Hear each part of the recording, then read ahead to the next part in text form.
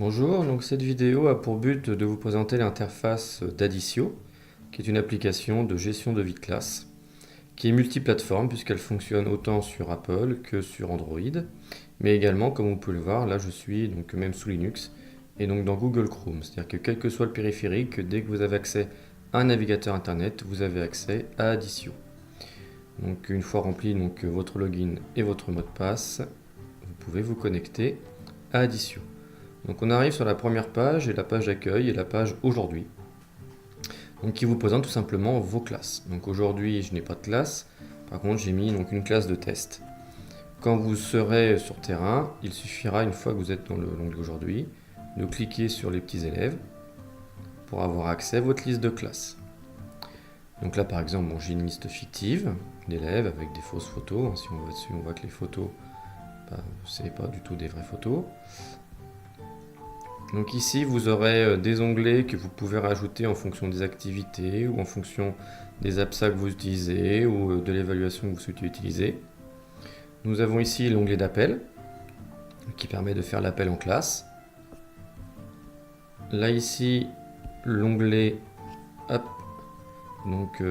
qui permet de faire un cahier de texte par classe et donc qui note, vous pouvez noter dessus le titre de votre séance, son objectif, ce que vous avez fait, ce que vous avez utilisé. Bref, l'idée c'est de faire un cahier de texte numérique. Là nous avons ici donc les observations qu'on peut faire sur le groupe, si vous avez besoin de rajouter par exemple pour être une dispense ou une information concernant une absence ou des réunions par rapport à la classe. Là nous avons donc un calendrier par semaine qui vous donne les jours où vous avez classe avec ce groupe-ci ou toutes les informations nécessaires sur la semaine. Et l'onglet des pièces jointes, c'est donc des ressources vis-à-vis du groupe. Vous pouvez par exemple avoir des dispenses que vous photographiez ou toute autre chose. Ici nous avons un petit onglet qui nous permet d'avoir un plan de classe. Donc le plan de classe est complètement modifiable, on peut en faire ce qu'on veut. On peut le mettre où on veut et puis on peut aussi après l'enregistrer pour en avoir plusieurs. Donc on peut éventuellement, grâce à ça, composer des équipes avec la photo des élèves, ce qui est assez pratique. Je vais me remettre ici. Hop, voilà. Là, c'est un onglet qui nous permet de faire un tirage au sort des élèves de façon aléatoire. Donc pas de bol, Rémi aujourd'hui ramènera le paquet de dossards. Hop. Et ici donc l'onglet qui permet de faire plein d'actions sur le groupe. Donc nous expliquerons un peu plus tard quelles sont les actions que nous pouvons faire via ce menu. Donc ensuite nous avons ici la page des groupes où là nous avons donc accès à toutes nos classes. D'accord, donc pareil, c'est dans une autre vidéo que nous vous expliquons comment créer toutes ces classes. L'onglet horaire, c'est tout simplement un emploi du temps. Donc l'emploi du temps se crée au fur et à mesure de la création des classes. En fait, quand vous créez une classe, les horaires se mettent directement dans cette feuille-là. Planification et ici donc un cahier de texte numérique. Et donc vous pouvez, si vous le souhaitez, remplir votre cahier de texte numérique. Alors c'est vrai que moi, je ne le remplis pas sur Aditio, mais je le remplis uniquement sur le NT, puisque du coup les parents y ont accès.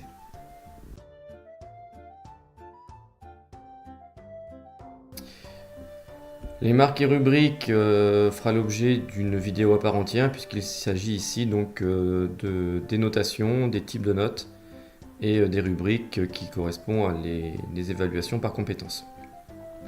Donc nous vous présenterons ça plus en détail sur une autre vidéo, mais c'est ici qu'il faut aller pour créer les barèmes de notation, les formules dans les colonnes et tout autre type d'évaluation. Donc les commentaires, c'est là que sont résumés les commentaires de toutes vos classes. Donc tout à l'heure on a vu l'onglet commentaires dans une classe, ici c'est les commentaires de toutes les classes. Donc, bien sûr là j'ai grisé les noms, puisque ça correspond à un certain de mes élèves, et donc par exemple moi là-dedans apparaissent mes dispenses. Donc, ce qui me permet d'avoir un résumé de toutes les dispenses de toutes mes classes. L'onglet calendrier. Nous retrouvons sur cette feuille une vue de toutes vos classes de la semaine, avec ici, via ces icônes, des raccourcis permettant d'avoir accès aux informations de vos classes. L'onglet des ressources. Donc là, par exemple, c'est là qu'apparaîtront tous les documents que vous utilisez, que vous avez téléchargés ou photographiés. Par exemple, moi je photographie les dispenses de mes élèves et ils arriveront ici. L'onglet des rapports, je ne m'en sers pas du tout, donc ça va aller très vite. Donc c'est pour générer des rapports statistiques sur vos classes et vos élèves. Bon, moi personnellement ça me sert pas du tout. L'aide c'est pareil, c'est quelque chose sur lequel je vais quasiment jamais, notamment parce qu'elle est souvent en anglais ou en espagnol. Ceci dit, l'aide d'Addicio, quand vous êtes inscrit et que vous payez, quand vous êtes abonné, l'aide est assez rapide, hein. Vous avez un retour sur vos questions en 24-48 heures. Ils sont relativement réactifs et acceptent aussi beaucoup de bonnes idées. Donc le dernier onglet concerne les paramètres. Donc c'est dans cette feuille que se feront tous les réglages qui concernent cette application. Et donc le premier menu concerne l'utilisateur, c'est-à-dire votre profil. Vous pouvez modifier ici vos informations personnelles, mettre à jour éventuellement votre mot de passe et une des fonctions intéressantes qui est l'export des données. Ici on peut choisir donc le format du fichier qui sera exporté ainsi que toutes les informations qui seront incluses dedans. Il faut savoir que l'export des données fonctionne uniquement sur l'interface web d'Addicio.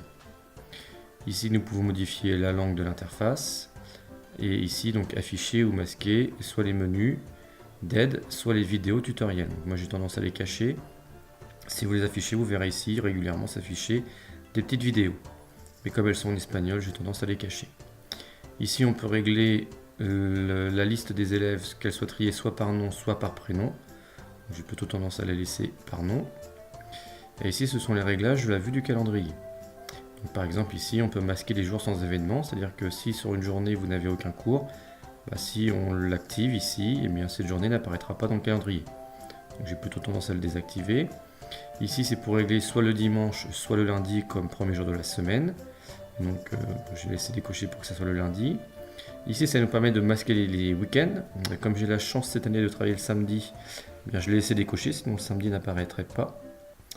Là on peut masquer les cours du calendrier, ce qui permet par exemple de voir vos propres informations. Et donc là ça nous permet d'afficher, de choisir les groupes que l'on va afficher dans le calendrier. Donc par exemple, quand je ne fais pas un tutoriel, la classe test, je la décoche. Ainsi, elle n'apparaîtra pas dans le calendrier quand je travaillerai normalement. Et quand je suis en train de faire un tutoriel, je la recoche de façon à ce qu'on puisse la voir. Ici, nous allons configurer les vacances. Donc, il y en a quelques-unes qui ont déjà été faites. Il suffit de cliquer sur le plus, de mettre le nom des vacances ainsi que le début et la fin. Donc, des dates de vacances. Donc, il faut savoir que quand vous réglez les vacances, cela supprime les cours enregistrés sur ces dates-là. Donc ici ensuite, ce qu'il reste, c'est donc plus des informations dont je me sers très peu puisque ce sont des recommandations aux collègues. Et ici donc par contre des contacts pour envoyer des messages au centre d'aide d'Addicio.